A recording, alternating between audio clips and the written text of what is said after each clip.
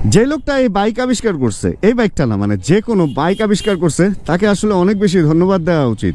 একটা 2 চাকার একটা সাইকেল, সেটা পা দিয়ে প্যাডেল করতে হবে, এটা যে আবিষ্কার করছে তারও তো আরো ধন্যবাদ। এন্ড তারপর এটার ইঞ্জিন লাগায় এটাকে 120, 30, 300, 400 পর্যন্ত যে স্পিড উঠবে, এই ধারণাটা যার মাথায় আসছে বা যে এটারে আবিষ্কার করছে, ভাই তাদের ধন্যবাদ দেওয়া উচিত। বিশেষ করে আস্তে আস্তে দুনিয়াতে এখন এমন মানুষ বাড়তেছে, নট অনলি বাংলাদেশ, পৃথিবীর অনেক জায়গাতে এখন অনেক জ্যাম হয়। এন্ড বাইক থাকলে মোটামুটি তারপরেও কিন্তু আমরা তাড়াতাড়ি সব দিক থেকে বের হয়ে যেতে পারি। এজন্য একটা সময়, যেমন আমাদের এই জীবনকালেই ছোটবেলায় আমরা মনে করতাম বাইক মানে, একটা ফ্যামিলিতে একটা বাইক কেনা মানে হচ্ছে ওই মানুষটাকে ফ্যামিলি থেকে হারায় ফেলা, মানে সে মরবেই। এবং মরতো, আসলে সেফটি গিয়ারের অনেক কমতি ছিল, হেলমেট টেলমেট মানুষ পরতো না, কম দামি হেলমেট পরতো। অ্যান্ড ওই সময় রাস্তাঘাট অনেক ফাঁকা থাকতো, বাইকগুলা ছিল ছোট, ব্যালেন্স ছিল ভালো না, মানে হালকা পাতলা বাইক, অল্প ব্যালেন্সের বাইক, এই জন্য এরকম ঘটনা কিছু ঘটতো, মানুষ প্রচুর মারা গেছে ওই সময়। সবচেয়ে বেশি মারা গেছে মাথায় আঘাত পাওয়ার কারণে, কারণ ওই সময় হেলমেট পরার প্রথাই ছিল না, ক্যাপ পরে সানগ্লাস পরে মানুষ বাইক চালাইতো। যেগুলো হেলমেট পরতো হাফ বা ওটার ফিতাই থাকতো না কোনো রকম মাথায়, মানে পরার সাথে সাথে হেলমেট খুলে হারায় যেত। সবকিছুর পর আমি যেটা বলবো যে আসলে বাইক যে আবিষ্কার করছে ভাই, মানে আমাদেরকে পুরো বাঁচায় দিচ্ছে। কারণ দুনিয়া তো আস্তে আস্তে মানুষ আরো বাড়বে, যেহেতু শুরু থেকে এই পর্যন্ত মানুষ খালি বাড়তেছেই, আমরা চিন্তা করতেই পারি না যে সামনে মানুষ হুট করে কমে যাবে, মানুষ এভাবে বাড়তেই থাকবে। তো সেখানে বাইক একটা আশীর্বাদ আসলে আমাদের জন্য। হ্যাঁ, তবে যে যাই বলেন, বাইক চালান আর যাই চালান বা মানে চেষ্টা করবেন, সাইকেল চালান, বাইক চালান আর গাড়ি চালান, চেষ্টা করবেন প্রত্যেক দিন কিছু ফিজিক্যাল এক্সারসাইজ হয় এরকম কিছু অ্যাক্টিভিটি রাখার জন্য। কারণ যত বেশি যন্ত্র ইউজ করবেন তত বেশি অসুস্থ হবেন। এই জন্য চেষ্টা করবেন যে একটু ফিজিক্যাল মানে কায়িক পরিশ্রম, যেটা কায়িক পরিশ্রমটা বা এগুলো অ্যাক্টিভিটি রেখে একটু যাতে ঘাম ঝরে প্রত্যেক দিন শরীর থেকে, যাতে হার্ট পাম্প হয়। হার্ট যদি পাম্প না হয় তাহলে বিভিন্ন রকম ঝামেলা হতে পারে। আমি চেষ্টা করি ভাই প্রচুর হাঁটাহাঁটি করার। আর আরেকটা জিনিস চেষ্টা করবেন প্রত্যেক দিন অল্প হলেও টক আচার বা ফল বা এগুলা খাওয়ার। এটা তো আমি খাই, আপনারা হয়তো জানেন যারা আমার ফেসবুকে অ্যাড আছেন, আমি রেগুলার আচার তো খাই এবং আচারের ছবিও শেয়ার দিই। ওরে ভাই, ভাবছিলাম যে অল্প সময়ে পৌঁছে যাবো 15 মিনিটে, কিন্তু সময় লাগে তো ভাই, ভালো সময় লাগে। আর বিকেল হয়ে গেছে না, অফিস টফিস ছুটি হয়েছে, এখন মোটামুটি রাস্তাঘাট আস্তে আস্তে এই আমি চলে যেতে পারবো। রাস্তাঘাটে আস্তে আস্তে গাড়ি ঘোড়া বাড়া শুরু হয়ে গেছে। একটা বিজয় সরণি সিগন্যাল পার হইতে হইতে আসলে আমার অনেক সময় লেগে যাবে। আজকে না দেখা যায় আমি যা পৌঁছাইছি আর মিটিং আমার টাইম শেষ হয়ে গেছে। ও আল্লাহ, এরকম যাতে আমার সাথে না হয়। চলেন একটু টেনে টুনে যাই, যতটুকু পারি এই রোডটা একটু টেনে আগে পৌঁছে যাওয়ার ট্রাই করি। সবচেয়ে সমস্যা হলো এই আমার এখান থেকে বিজয় সরণি পার হয়ে 7 রাস্তার দিকে যাইতে আর কোনো ঝামেলা নাই। এই বিজয় সরণি একটা রোডের মধ্যেই কয়েকটা 2টা সিগন্যাল 2 জায়গায় পাবো, ওই মাথায় একটা আর মেন বিজয় সরণি মোড়ে একটা। এই 2টা জায়গাতেই হলো সবচেয়ে বেশি সময় খায়। ও বাবারে বাবা, বাইক তো অনেক স্পিডে ছিল, ব্রেক করতে যায় বুঝছি, সবার আগে যায় দাঁড়ায় থাকি। আরে পুলিশ মামার চোখের সামনে এসে দাঁড়াইছি। যে জিনিস ভয় পাই ওই জিনিসের সামনেই কেন আমি যাই। একটা মোড়, কত রকমের খেলা যে এই মোড়ে দেখা যায়। ওই কোনায়, এই কোনায়, এই কোনায়, এক এক কোনায় এক এক সময় বাইকারদের আটকায়, গাড়ি আটকায়। অনেক বড় একটা মোড় হয়ে দাঁড়াইছে। একটা সময়টা অনেক ছোট ছিল, আমরা যখন ছোট ছিলাম এই মোড়টাও ছোট ছিল। আর কালের সাথে সাথে, বয়সের সাথে সাথে আমরাও বড় হয়েছি, মোড়ও অনেক বড় হয়ে গেছে এখন। সিগন্যাল ছাড়ার আগের মুহূর্তটা আমার কাছে মনে হয় যে একটা রেস এখন শুরু হবে। দেখেন একটা স্কুটার অ্যান্ড একটা এক্সব্লেড মানে হায়াবুসা অ্যান্ড আমরা এখানে দাঁড়ানো। তবে এখানে দেখেন স্কুটারটা সবার চেয়ে আগে চলে যাবে, মানে ছাড়া মাত্র, ওর গিয়ার নাই তো, আর এটা তো এনটর্ক, এটার পাওয়ার এমনি বেশি। দেখেন ওর টানটা, আমি জাস্ট এখান থেকে ওর পিছনে থেকে ওই দেখেন, মানে ভাই কই গেছে গা, ওই হায়াবুসাও পারে নাই ওর সাথে। ওরে ধরা ইনিশিয়ালে, ওরে ধরা অনেক টাফ, কিন্তু ইনিশিয়ালের পরে যদি ওরে ধরা কি, ওরে যদি খেয়ে দিত বলেন, ওটা আমার জন্য মোটেও টাফ না।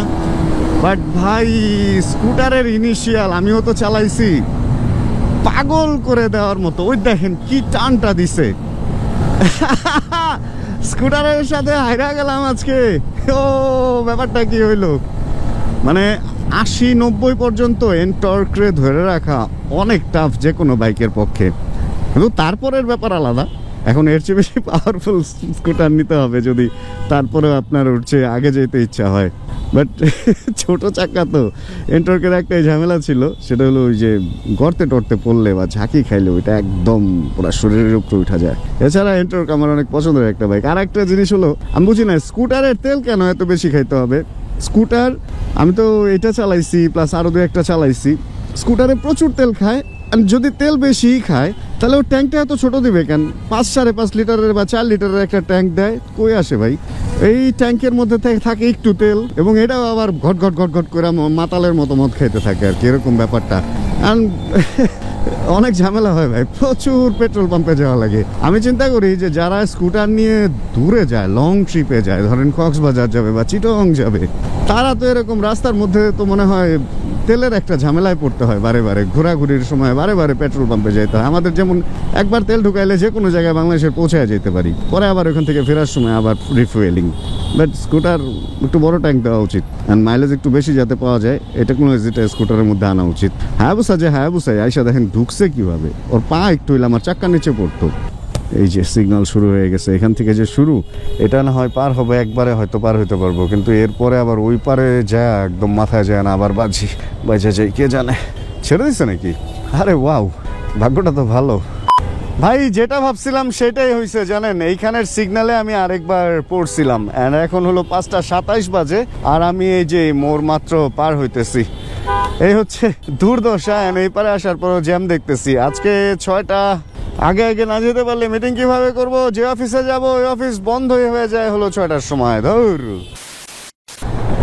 এলিভেটেড এক্সপ্রেসওয়ে, এটা হলো একদম এখান থেকে চাইলে উত্তরা চলে যেতে পারবেন, আর মোটামুটি এদিকে রাস্তা ফাঁকা আছে। আচ্ছা, এলিভেটেড এক্সপ্রেসওয়ে নিয়ে আমি একটা ছোট্ট কথা বলতে চাই।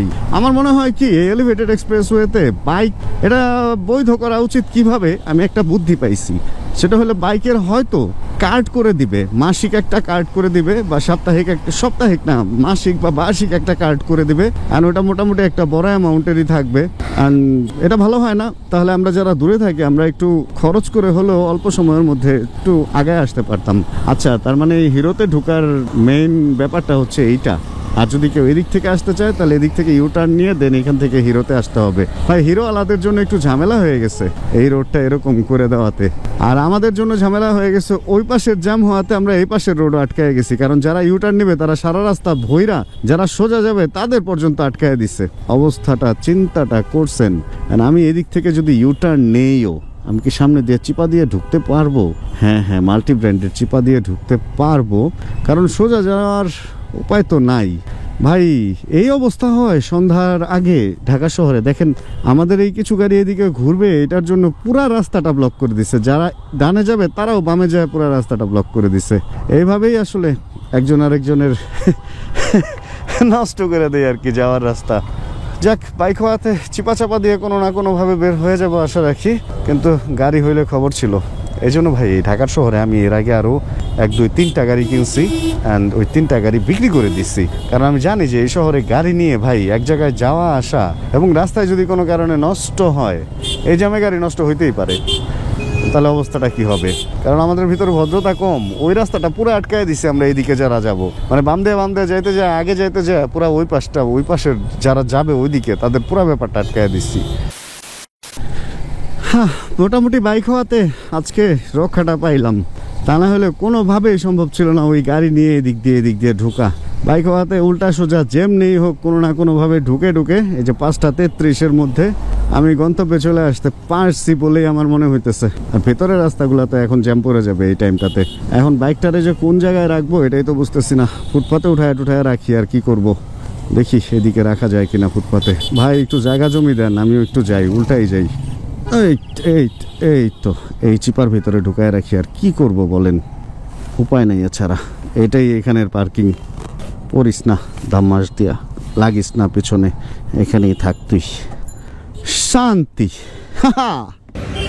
বাইকটাতে একটা ডিস্ক লক লাগাবেন। ডিস্ক লক লাগাবো যেহেতু আপনাদেরকে একটা টেকনিক শিখাই। এই ডিস্ক লকটা আমি ছোট্ট একটা ডিস্ক লক ইউজ করি, যেটার কোনো ব্র্যান্ড আমি জানি না কি ব্র্যান্ড। এটা যদি এভাবে লাগাই, তাহলে ভুলে কোনো কারণে যদি আমি ভুল করি যে এই বাইকটায় ডিস্ক লক লাগানো, তাহলে এটা ঘুরে এখানে আসলে এখানে লাগবে, আর যদি উল্টা পিছনের দিকে টান দিই তাহলে এই ফেন্ডারটা ভেঙে যাবে এই কোনাটা লেগে।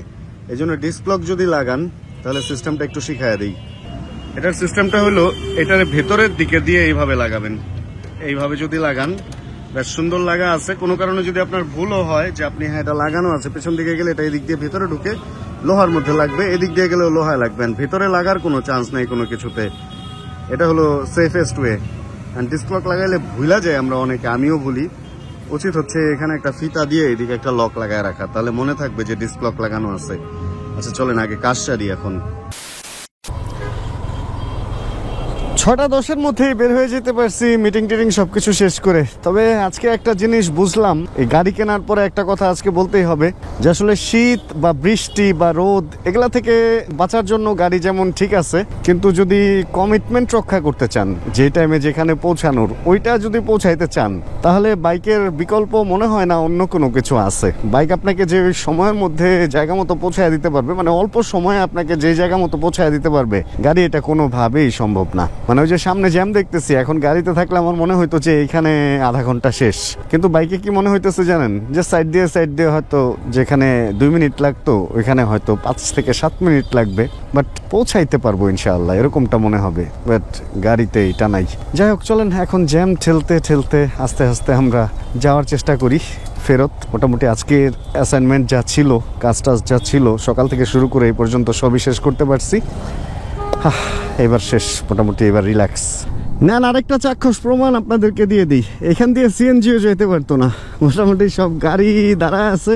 আর বাইক হওয়ার কারণে আমরা সাইড দিয়ে কত সুন্দর চলে যেতে পারতেছি। সাইডের উনি একটু বেশি চাপায় রাখছে, কিছু কিছু ড্রাইভার আছে এরকম বাইকের রাস্তাটা আটকায় রাখে। বিশেষ করে এই কাজটা সিএনজি একটু বেশি করে, ওদের স্টিয়ারিং বা ওদের হ্যান্ডেল আমাদের মতো তো, মনে করে ওরাও বাইক এই সমস্ত চিপা দিয়ে ঢুকতে যায়, বাইকের রাস্তাটাও বন্ধ করে দেয়। যাক, এটা একটা আশীর্বাদ যে বাইকটা যে আবিষ্কার করছিল ভাই, তাদের কারণে বা সেই লোকের কারণে আমরা খুব শান্তিতে এই ঢাকার শহরে, এই যানজটের শহরেও সময় মতো সব জায়গায় পৌঁছাইতে পারতেছি অ্যান্ড কমিটমেন্ট রক্ষা করতে পারতেছি বা কাজগুলো আগায় নিয়ে যেতে পারতেছি। আর গাড়ি তো গাড়ির রাস্তা বন্ধ করে রাখে, দেখেন না ডান পাশের গাড়ির চাপে এদিকে এলিভেটেড এক্সপ্রেসওয়ের পুরো রাস্তাটা বন্ধ হয়ে আছে।